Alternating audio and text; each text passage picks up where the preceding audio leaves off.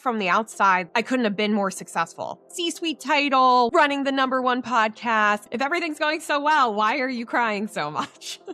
Brittany Bigelow is an award-winning content executive and media innovator with a proven track record of launching top-ranked podcasts and expanding brands across multiple platforms.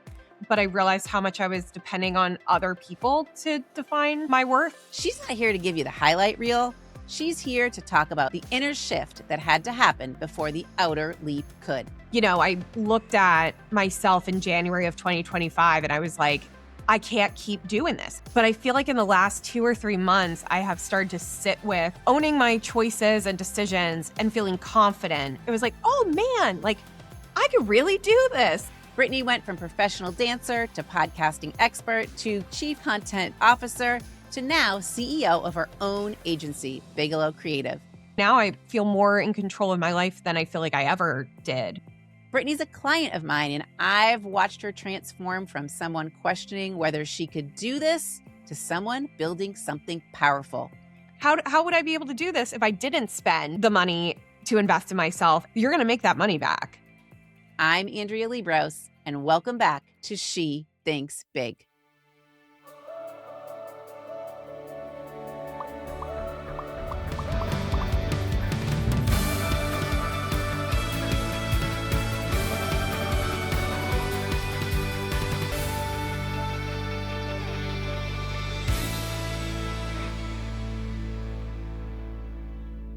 All right, Brittany Bigelow, take us back.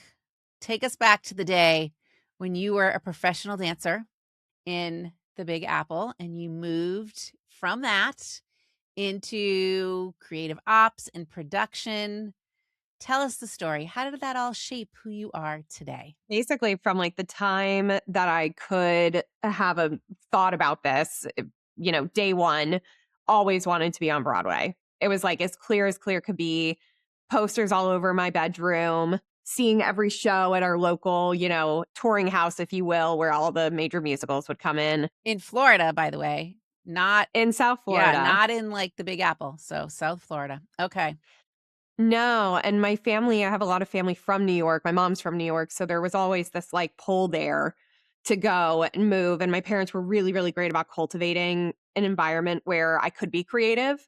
And they didn't want me to go to school in Florida. They encouraged me to leave Florida and go somewhere. Now, I think if they were to have picked a journey for me, would dance have been the first choice? Probably not. And not because it's like frowned upon or anything like that. It's just really hard, very unstable and very volatile, if you will, just like by nature, right? So I was still very lucky. Ended up going to school for commercial dance in New York City, with the caveat that I had to have a minor. Not that it really did me any good. I don't know. What was the minor? I don't even know. What was the minor? Arts and entertainment management. It was perfect. That was so different than... It was, I mean, true. He was very nice. The professors were all great, but like it was totally useless. But it got me to go to New York City and get my dance degree. And I jumped in head first. Like anything I do, I lived and breathed Broadway, musical theater for my entirety of my career. Was really lucky to do so many cool things in the space. But finally, by like 27, 28, when you're washed up, you're all washed up. Late 20s. Totally.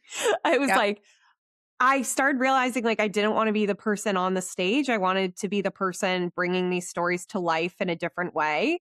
I wasn't motivated by the applause. I didn't, you know, get all like, oh, it's all so worth it. It just started to like wear on me of, oh, I'm just at the mercy of all these other people every second of the day for them to give me a job, for them to like me, think I'm pretty, think I'm good enough, think I'm whatever. And I was like, I want to like be that person for other people in a positive way.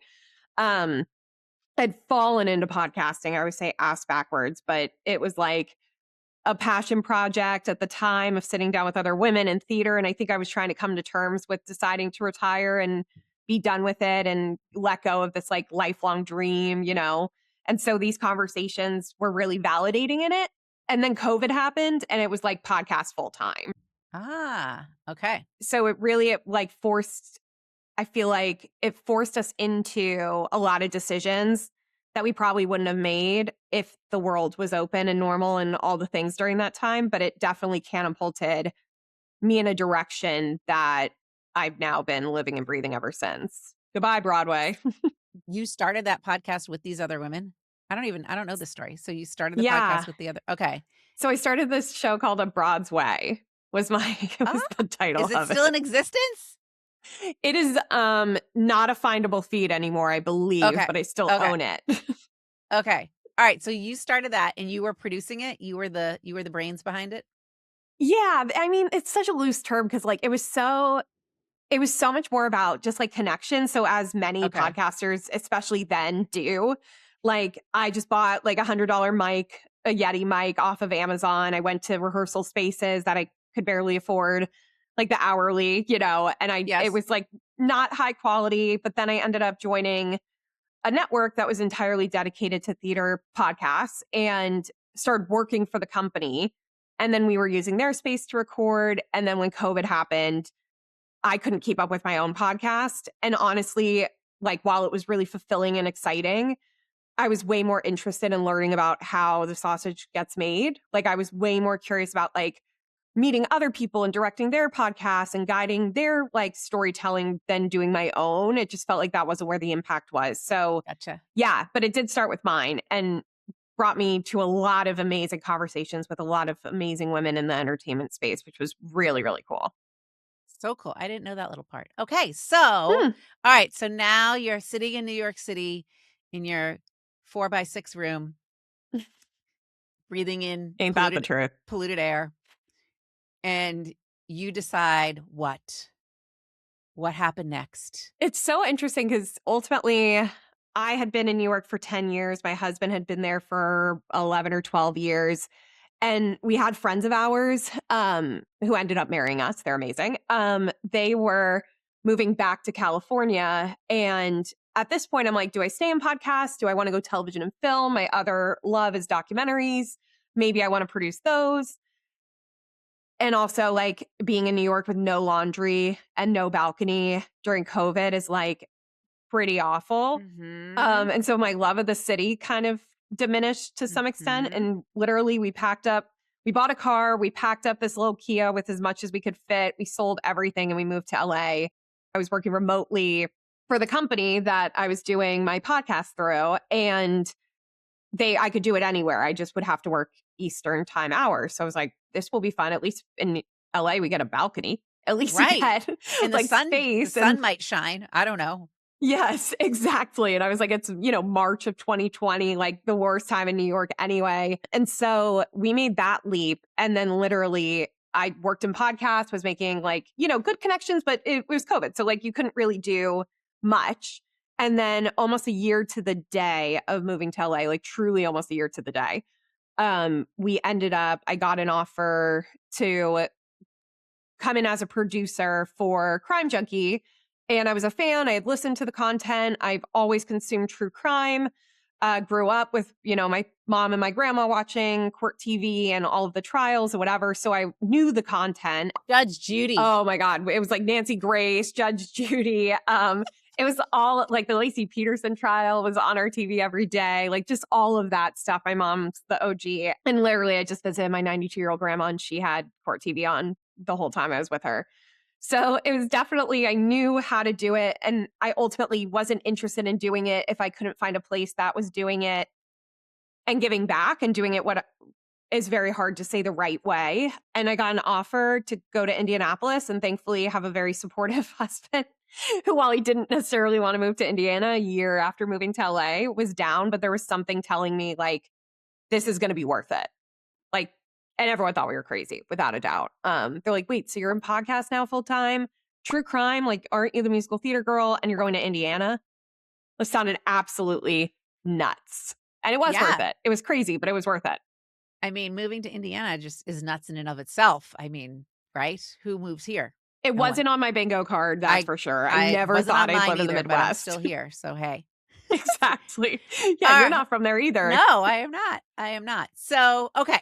You and I started working together when you were working at Crime Junkie in 2024. Mhm. And I guess what clicked at that point that said what was going on where you were like, you know what? I think I should invest in this coaching stuff. Tell us the story about midnight. Oh my God. Yeah. Googling at midnight. I'm not known for my sleep patterns. But what led up to the Googling at midnight? I mean, maybe we should go back to what led up to the Googling at Yeah. midnight? What were you Yeah. thinking? It's a very good question and loaded for sure. But I will say I always played around with the idea of having my own company. Like when we first moved to LA, it was like the thing I would think about at night. What would I call it? What would I be doing? What would it like? It was always something there, but it was like, I can't do that. It was Like, far away, right? It was far away. yeah. Yeah. And I was craving stability, what I viewed as stability at the time, coming out of the gigging life that was dance of being a nanny, a maitre d', a fitness instructor, then working as a dancer any chance I could on, in general. I was craving a 9 to 5 to some extent, which it never was that. But I could count on it paycheck monthly. And so while I was there, like it was such a rocket ride of growth for myself personally and professionally. And it got to a point like towards the end when I was starting to think about leaving, where truly like my confidence was just shaky, even though from the outside, like I couldn't have been more successful. From the outside, it's like, C-suite title, whatever, barf. But it's like C-suite title, running the #1 podcast, like all of this stuff. And from the inside, it was like I had grown my confidence so much, but I realized how much I was depending on other people to define my worth still, like the Still, dancer right. mentality. Yeah. Yeah. Grade me on a scale of 1 to 10, right? Like of all points in time. And I didn't realize just how I think low my self-worth was in a lot of ways that wasn't tied to work. Uh-huh. I knew I could work really hard. I knew I could work harder than anybody. How many more hours you want out of me? And it wasn't bringing the confidence I thought it was going to. And so it's like 3 a.m. I'm not known for my sleep patterns being very good. They're way better now. But it's like 3 in the morning and I'm just like, I've hit my like bottom to some extent where it was like, you definitely can't keep figuring this out on your own. Like you need help, like you need support. And I was like, do I go to a therapist? Do I go to a this? Like I didn't know what the help was that I necessarily needed because it felt like support that I didn't know was a resource to me. And so I did something silly of like women in business, coaches, like I had seen some post or something that inspired this, but it was like Indianapolis, which was funny because then you and I started working together and we didn't meet for months later. But it was like, I thought it would In be, I person. thought I was Right. going to, yeah, exactly. And so your name was like the first name that popped up. And I just like scheduled, God, it'd be so interesting to go back to what my submission, like Ooh, what I I should put do in the that. like, I should do that. yeah, That would be so like what fun. I put in the more info Yes. box, like, but I sent it, you got back to me like, immediately or whatever it was. And it was such a validating experience, but also like you really saw me through the progression of thinking I was going to stay in that world and Yeah. not do my own thing. That wasn't even like I don't even think we talked about you doing first of all, you weren't thinking I'm going to leave. Like that wasn't when we No. first started working together. That wasn't on the cards, right? You're just like, help me work through what I've got in front of me here. I know this could be better.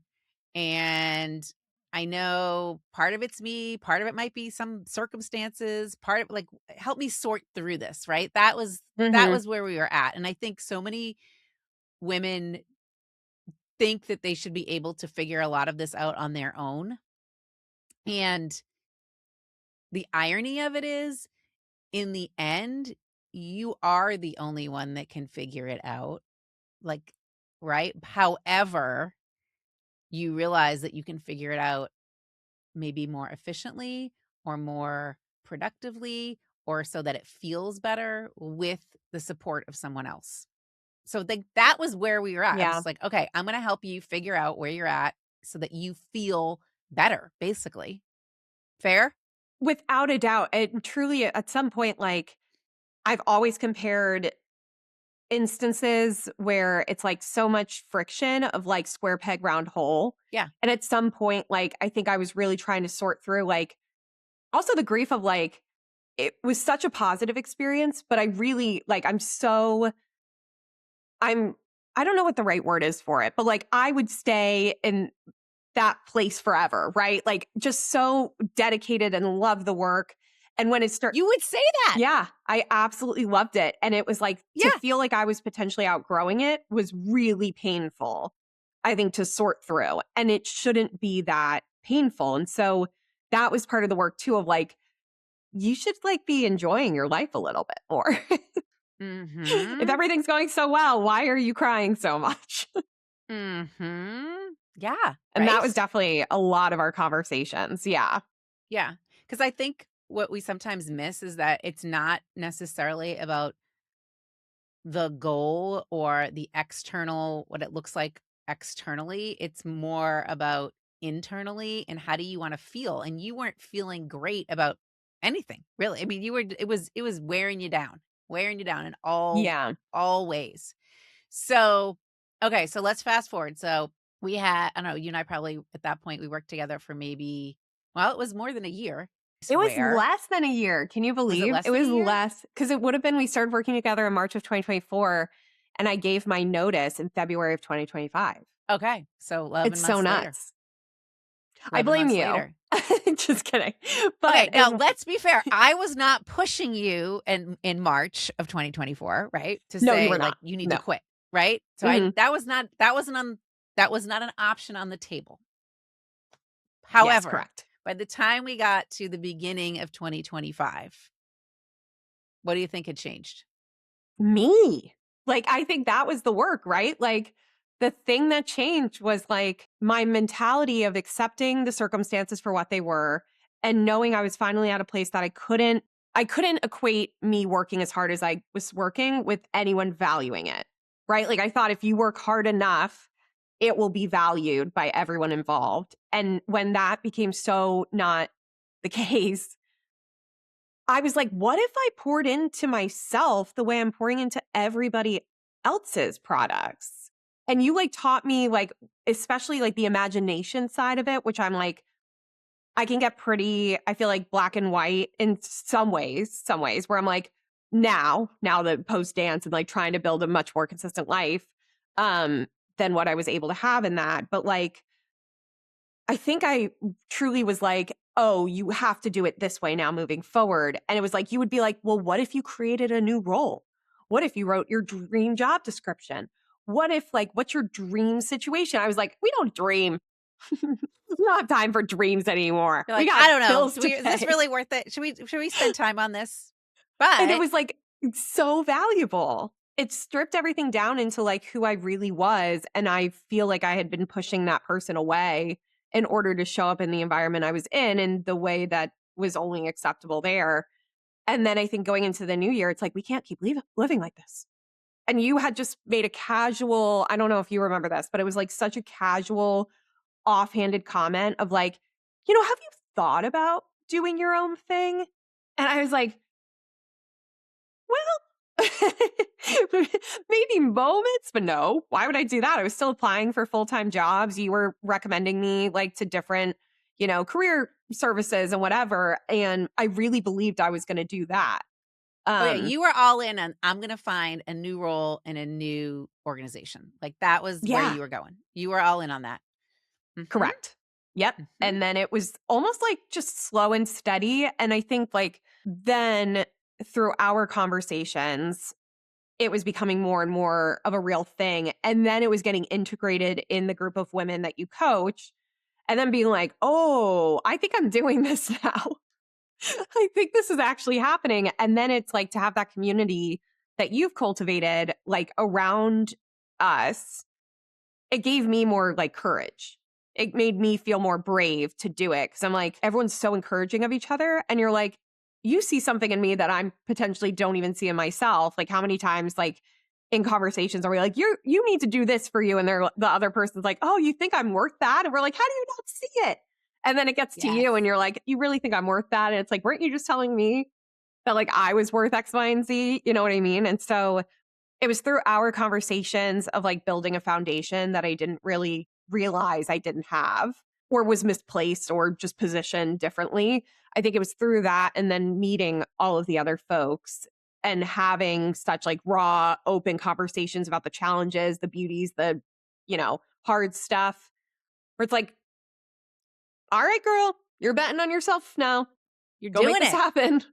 So, okay, so Brittany puts in her resignation. But you were there for another good 6 weeks or so, right? 8 weeks? I don't know. Yeah, You were which there I for a will little bit. say is definitely challenging, but yeah. Yeah, that was challenging. You started to look for other roles out there, and then it sort of evolved. I'm just kind of giving this a little structure of how this all went down. So then it sort of started to evolve when I was like, are you sure you want to do that for someone else? Or what if you just did that for you? And then you got to a place where you're like, yeah, I'm just going to go all in on me. And at that point, then I invited Brittany to come into what I call Ascension now. And so now she's in this group of 10-ish women who all own their own businesses. And that's where I think you start to see how important the environment is to your ultimate success and commitment and belief, right? That this can work. It's like if you're just out there on an island by yourself, you might have flashes of some of these things that you did, but I don't know if it would have stuck as quickly as it did. Is that fair to say? Would you agree? I totally agree. And it like having it's so funny because I wouldn't even say like we hold each other accountable. Like that doesn't feel like No, the environment, right? But there is this no. like we're all in it together. And you're right. It's like the lonely side of it, which of course is just like humanity and life and whatever, but it's like to think that we can figure it out all on our own. And it's like one of the most powerful things on the planet is community. And so to be a part of a community where it's like we're learning from each other and also empowering each other, being honest with each other, like, yeah, it's hearing something so many times over and over again from different perspectives that it's like it Yes. has to stick at some point. Right. So this environment that Brittany immersed herself in was, I think, crucial to you honestly like sticking with the cause, we'll call it, right? Hmm. And pushing through round one, we'll call it, of messy middle. Right? Oh, yeah. Round one. So, okay, let's go to the place of what did it actually feel like, or what still, I would say, what does it feel like to build a business from scratch? What does it feel like, and what's that little voice inside of your head telling you?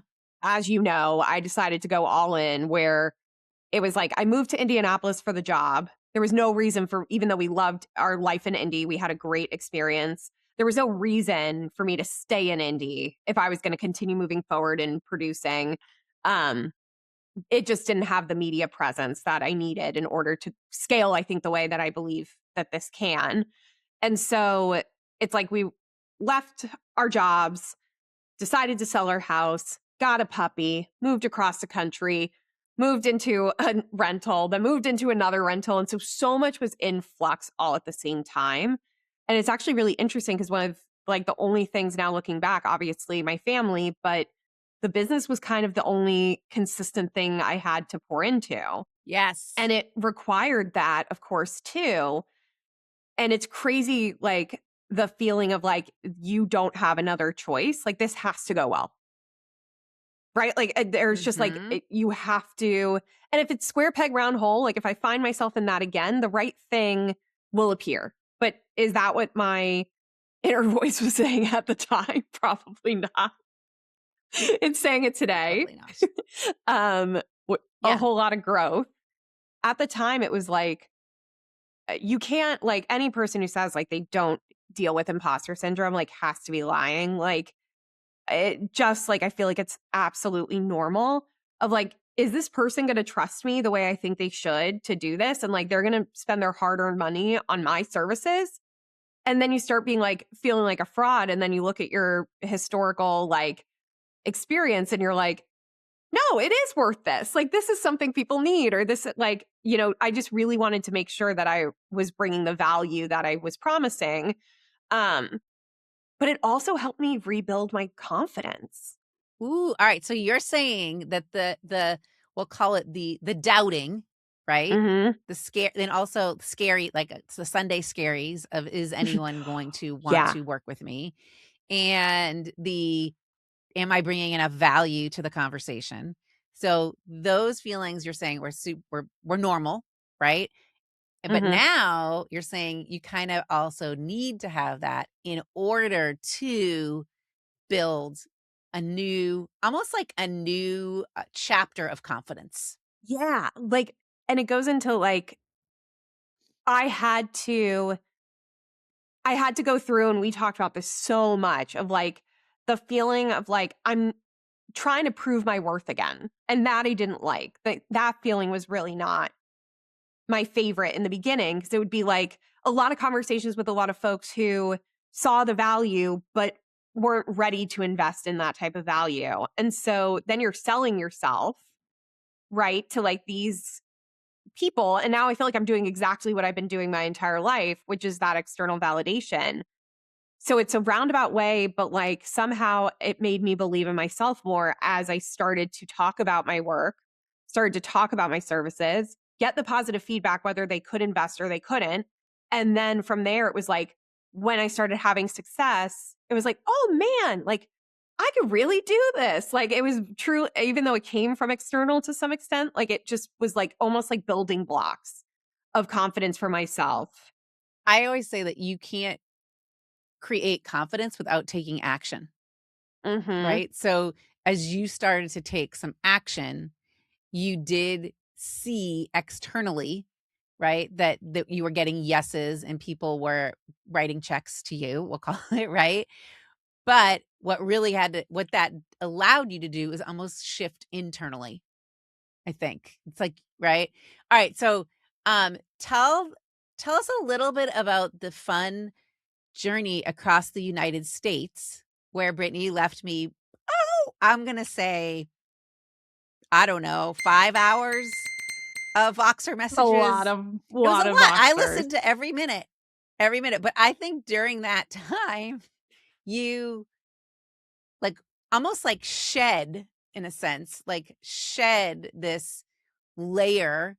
It still can be there, not I mean, it can be there with me too, that l a layer of self-doubt. Is that, like, you kinda, it was like a catharsis, like, almost like I feel like like a snake shedding a skin. Yes. It was intense It was as intense. as the amount of Voxers. Because keep in mind too, like, when we first moved to LA, we had 1 car, we packed up everything, and we drove out to LA. This time driving back to LA, almost 4 years to the day of leaving LA, it all happened in August. Every crazy thing happened in August. We had separate cars, and so now I'm by myself, sitting with my thoughts. You can only listen to so many podcasts and music. It's like staring on the open road for 5, 6 days. And I was not expecting to have the emotional reaction that came out of this body during this road trip. Um, and I think it was like, it truly, like, I was literally driving away from everything that I had found so much joy in, right? Like, and Mhm, also I was scared. Like, I'm making a mhm. big leap again. I'm moving back to LA. I know that's where, like, there's going to potentially be more offerings. But it was like I was literally driving away from a version of myself that I couldn't take out here.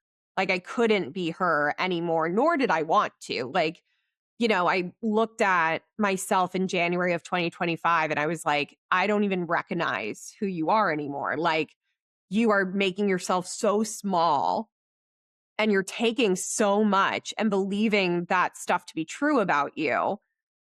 Like, what is wrong with you? And so I felt like I had a lot to unpack during that drive. I think too, you were like, things that we had been talking about now for well over a year were starting to Mhm. almost gel and click.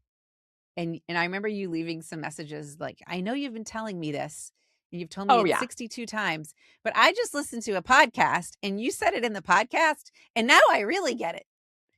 Right? I Without a mean, doubt. Yes. yeah.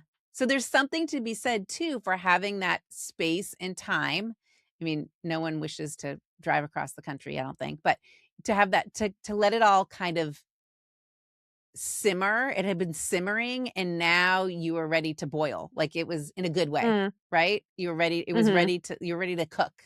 Like, let's go. But Without a doubt, yes. Yes. yeah. So, all right. So now you're in LA. She's there. They're in a I'm back. house. And tell us about shifting from being, and I'll put this in air quotes, being led, or it being in a leadership role, right? Where there are other leaders, and sometimes you were still being told what to do in a sense, to leading your own business. I mean, what's been different about leading yourself? That's been what's been surprisingly, specifically over the last like couple of months. I'm like, I feel like it was almost harder being led by someone else than it is stepping into this. Like mentally and physically, and like this should be the scariest like time. You know what like to some Uh-huh. extent, like this is what we have talked about so many times of like, I thought stability was one thing, but then it's like I've never felt more unstable in my life towards the end of like, I can't keep doing this. I can't keep riding the roller coaster ride. And then now it's like, I only have business if I can go chase it and get it. And it should be when I'm the most like, oh no, right? Like this most unstable. But I feel like in the last 2 or 3 months, I have started to sit with like m- owning my choices and decisions and feeling confident in my decision making. And I'm sleeping better at night. Look at I'm that. showing up differently in a lot of Yeah. situations. And I still am being led by people, right? Like I still like I don't want to be a one-man band. I don't want to not have a community around me and advising me and all of it, but I feel like I see why I had this like there's something you have to offer and you need to go do it and chase it, and you and other folks just saw it before I did. And now I'm seeing it reflected back more so. Yeah. So I Yeah. think it's surprising. I mean, I hear this from a lot of women that we think that having stability, and I'm putting that in air quotes too, and structure in a corporate role is going to be easy. It fakes us out. We think that some, like, it could never be, I could never have that feeling anywhere else. Yeah. Or if I were doing my own thing, it would feel more unstable, or it would feel harder. But what you're kind of telling Risky. me is that it's risky, right? You're telling me that it's Yeah. actually been the opposite in a sense. Yeah, and it's like I'd be like crazy to say like it has been easy because it hasn't. No, no. So Um that doesn't mean easy. Okay, so that's another thing, right? Like, this doesn't equal, oh, it's been easy and it's easier. That's not what we're saying, right? But it's just yes. it's an interesting conundrum where we trick ourselves into thinking, oh, it's way better working for someone else than it is for ourselves, or it's going to be scarier working for ourselves than someone else. And I don't think that's always the case. I think you're right. And it's so wild too, because like keep in mind, like to get health insurance when you're part of the union in Yes. theater, like is such a process and such a challenge of like what you have to create and like work. And then, you're no matter how successful you are, you're gig to gig. And so in my mind, I was like, and there was no universe you can afford to buy anything in New York City, right? So now I'm in Indianapolis making a very good salary with health insurance and benefits. And I bought my first house and everything was actually falling apart, right? Like it's so crazy looking at it. But I think it's like you pick the hard that's worth it to you. Like, is it harder Yeah, you get to to pick be the in hard. that? Yeah. And I'd Mhm. rather the hard be like, for it to depend on me. I'd Yep. rather that hard be me and the community that I've built around me building this together than being in a place where I maybe am forced to be smaller than I believe that I Yes. can be. So sometimes I like to say, if you're not gonna bet on yourself, then who are you gonna bet on? Right? So Mhm. when you're working for someone else, you're betting on them to make things happen and to pay you. right? And whatever else, provide you benefits and all the other stuff. You're betting on someone else to do that for you. But Right. it's interesting that when we hesitate to do our own thing, start our own business, whatever it is, invest in ourselves, right? That we question whether or not it's worth the risk or worth the money or worth the time. We like question, should I invest in that? Is that, but if you're not going to invest in yourself, then who are you going to invest in, right? It just seems to me sometimes like a double-edged sword. Yeah. And it's so funny too, because like thinking in my head right now, like this would be the time I should be pulling back all of my resources, right? Like this is the moment where it's like, okay, I'm committed to knowing that like my job now here on out is finding new clients. You could Yep. have the most incredible month of your life followed by the worst month of your life financially, hypothetically. Yep. And this is where it would make sense for me to go, hey, Andrea, like financially, I just can't do it this month. Like I can't do the commitment. And it's like so counterintuitive at the same time. And then you look at it, you're like, well, what do you think? How do you think this is all going to come together if you don't invest in you building something and being better? How would I be able to do this if I didn't spend the money to invest in myself and learn from people like you and the women who all are doing the same? It's like you're going to make that money back Totally. by Totally. investing it in yourself. Yeah, and I sometimes say like this is the work worth doing, right? The working on you as a human and as a leader is worth way more than whatever else you're wanting to invest in, because you can't lead effectively and it's going to feel a lot harder if you don't have the support or the opportunity to grow. I don't know. Right? It's It's so interesting. yes. Yes. All right. So tell us about what you're doing right now, what you do, who lights you up to work with. Mm. How do you bring structure to creative chaos, as you like to say? What's that all about? What are you doing on a daily basis? Ah, thank you for asking. Um, I think what I love about where I found myself now, and it's what made me, I think, successful in my past like environments, was that I really do thrive at the intersection of creative and technical or operational. That to me, it's like nothing if you're creative without knowing how to make the thing happen and knowing the process and structure needed. And none of that matters if you don't understand the fluidity that is creative. Like those two energies working together is where I think like has made folks more engaged and excited about the work that I'm doing. And so right now it's been I've been very open because while I'm like everyone, I know I've been in podcasting for a long time. I know I was in true crime for a while, but I haven't only done true crime podcasts. um, and so I've been very open, right? Like we produced a book tour for a fitness influencer. Um, helped elevate a YouTube series and then redirect and also build out a podcast feed for that. Then I'm having conversations with folks around operational support and building out their podcast teams because they have folks in there who aren't maybe as efficient as they need to be. And so I really have considered myself now a builder. And that's a builder of content, a builder of brands, and a builder of teams. Ooh, I like that. That's been like the thing. That's been like oh, I just want to build. Like I want to build something for myself and for others. It's funny, I haven't thought about this actually. It's like I'm kind of doing for them what I'm doing in my own, You right? are. Like, You are 100%. yeah. And Yeah, and I it's think interesting. I think a lot of women who go into business are doing for their what they're doing for their clients is what they are doing for themselves or have done in the past, right? Yeah.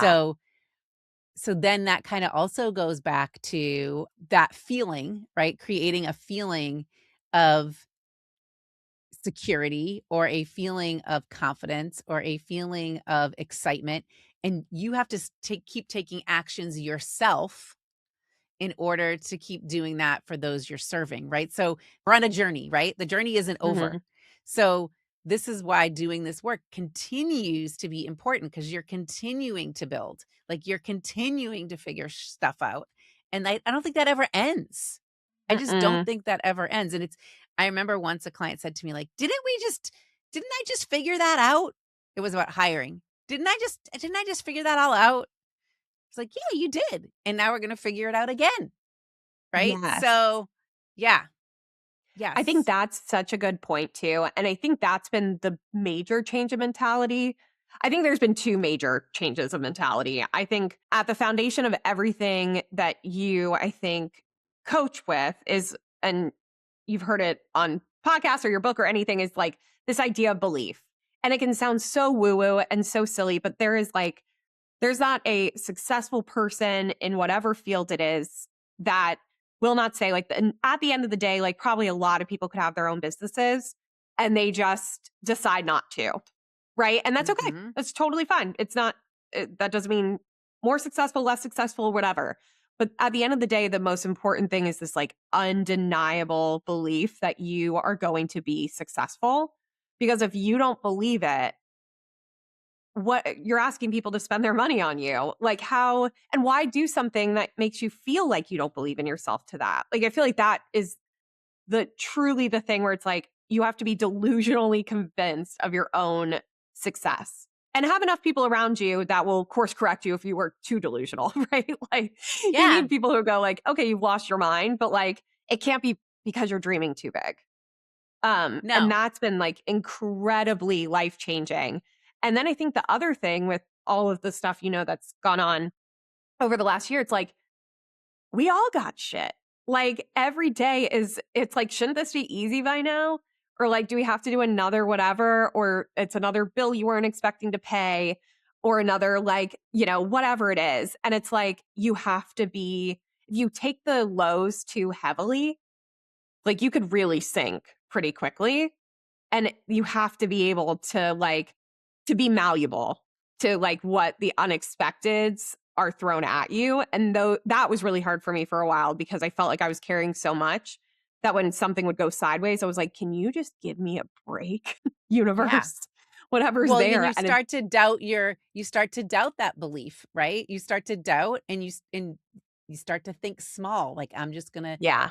I'm just going to do this right now because this is what I kind of have to do right now. And you start to lose focus or lose that big thinking, or that I am building something amazing is hard to hold on to if you're not in I always call it a container that is going to believe for you. Or sometimes I like to say, like, I believe in you more now than you believe in yourself, right?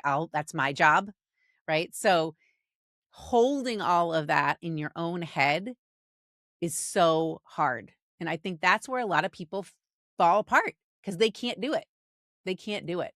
Yeah. And then also, then it turns into like the people that you're going to for their opinion are looking at you like in a totally different light, right? Like if you go to your parents, who I'm very lucky, like, you know, been very supportive, but they're also thinking like, we need our daughter to be okay, right? Like if you go and say, I want to take this huge risk, I'm going to quit my job, I'm going to move across the country, I'm going to get a new dog, I'm going to do this whole thing all in the same like couple of weeks.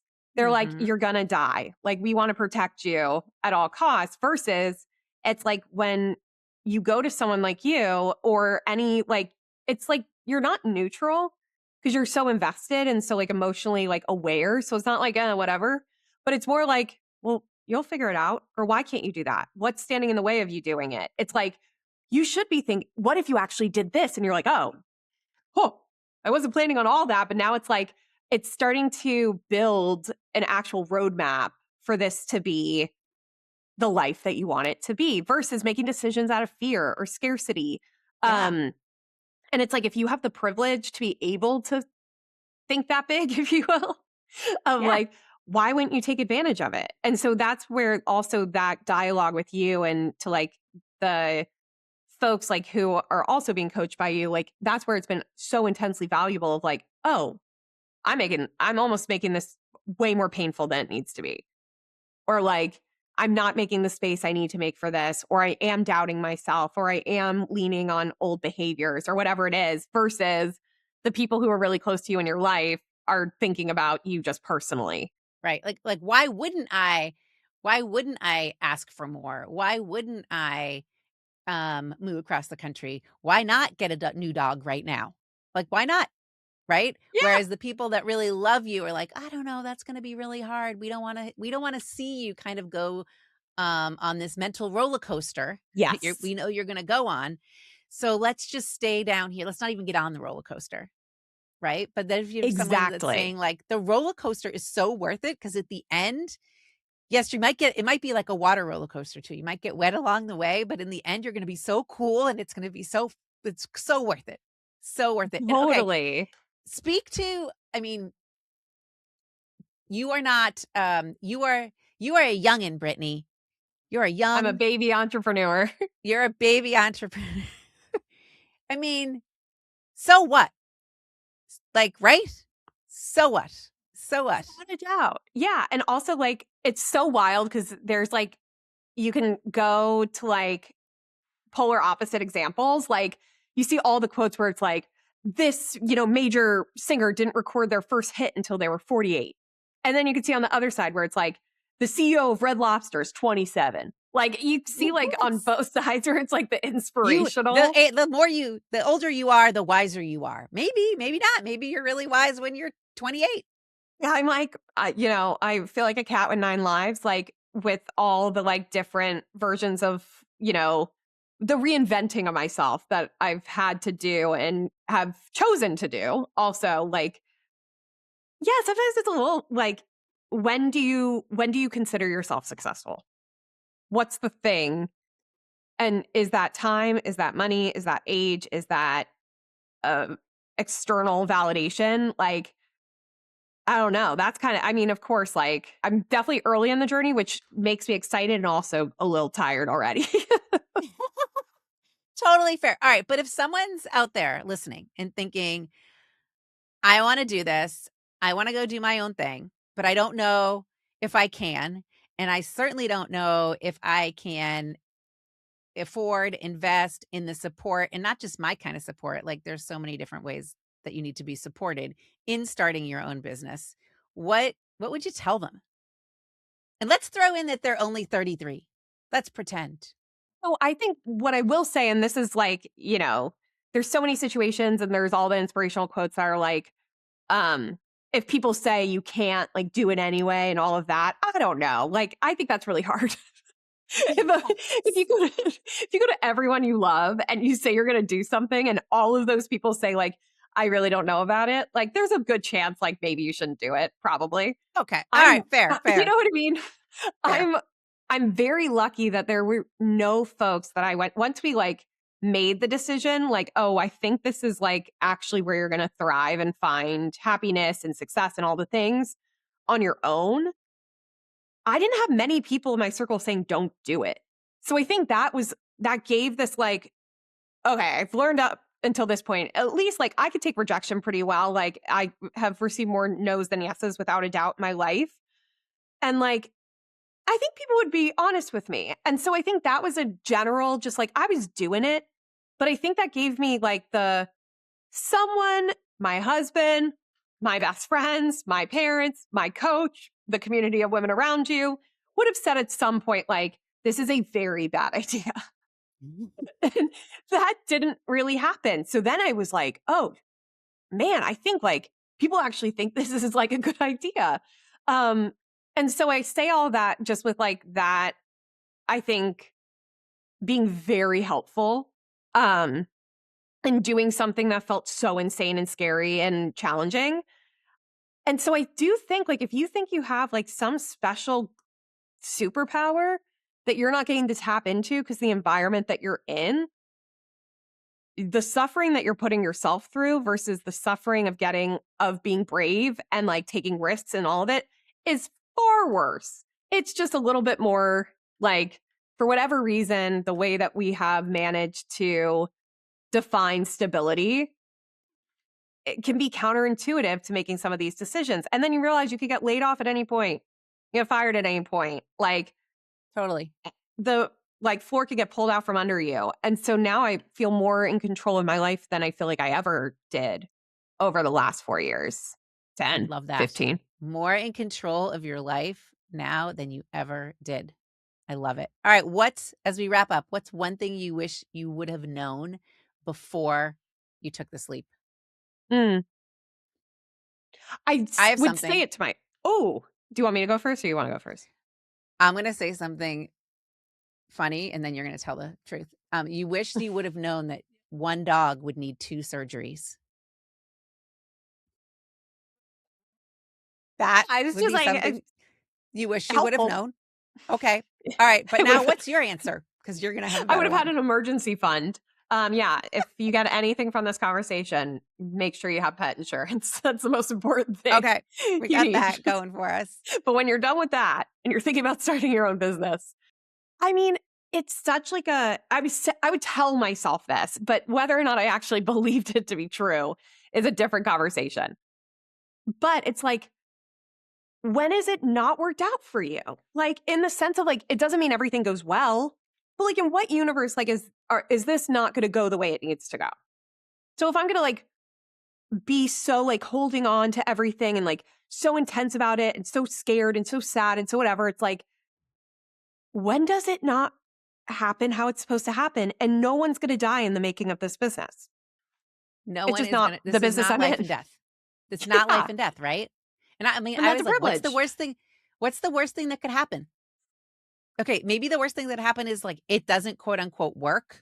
Okay, well Yeah. then you know how to you know how to get a job, right? We can go do that, right? So there's The amount of there's failed businesses too people have before their successful one is incredible. It's exorbitant. So it's like, what do you consider the fail? Was it successful? Was it not? It just was the pivot. just a pivot, just a A pivot. pivot, if you watch Friends. Oh, there you go. All right. Well, from all accounts, I think that you have found some success. So, Thank you. where can people find out about all of this success? Where should they go? You can visit our website at www.bigelow-creative.com. I'm on Instagram at Brittany M. Bigelow Or at Bigelow Creative. or at Bigelow Creative. It's an option. It is an option. And so that's probably your best bet to see what we're up to over here in the Bigelow Creative world. We should do this again next year. I want to see where you are then. So fun. I think we can put it in the calendar now. Let's do it.